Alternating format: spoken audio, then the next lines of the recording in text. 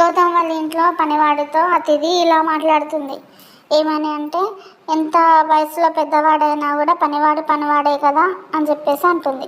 అని అంటుంది కదా, ఎంత కాస్ట్లీ చెప్పులైనా మనం కాళ్ళకే వేసుకోవాలి, కానీ నెత్తిన పెట్టుకొని తిరగలేగా అంటుంది రూడ్గా.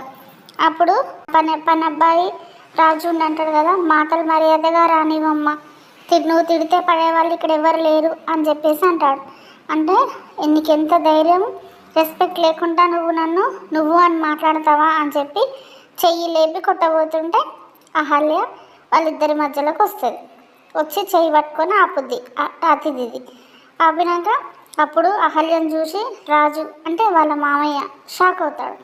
షాక్ అయిన తర్వాత అతిథి అంటే కదా, నీకు ఎంత ధైర్యము, నా చెయ్యి పట్టుకుంటావా, హౌ డేర్ యూ అని చెప్పేసి అతిథి అహల్యను కొట్టబోతుంటే కొట్టక ముందుకి ఇట్లా చేయలేపగానే అహల్య ఏం చేస్తే తల ఇలా ఉంచి వాళ్ళ మామయ్యతోటి ఇలా అంటుంది, నీతో తర్వాత మాట్లాడతాను, దయచేసి ఇప్పుడు ఏం మాట్లాడకండి మామయ్య అని చెప్పి చిన్నగా అంటుంది వాళ్ళ మామయ్యతో.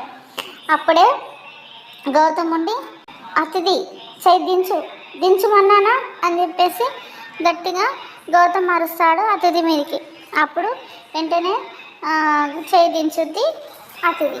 కానీ ఇక్కడ ఏం జరుగుతుంది, వాళ్ళ మామయ్య అహల్యను చూశాడు కదా, ఇక్కడ ఉన్నది వాళ్ళ మేనకోడలే అని ఎవరికైనా చెప్తారా, లేకపోతే గౌతమును అహల్య ఇద్దరు కలిసి వాళ్ళ మేనమామను తీసుకెళ్ళి జరిగిందంతా చెప్పి సైలెంట్గా ఉండండి అని చెప్పి ఆయనతో జరిగిందంతా చెప్తారా, లేదా వీళ్ళకి చెప్తుండగా ఎవరైనా వింటారా, అతిథి ఏమన్నా కనిపెడుతుందా, అసలు ఏం జరుగుతుందో నెక్స్ట్ ఎపిసోడ్లో చూద్దాం. ప్లీజ్ సబ్స్క్రైబ్ మై ఛానల్ అండి. బాయ్.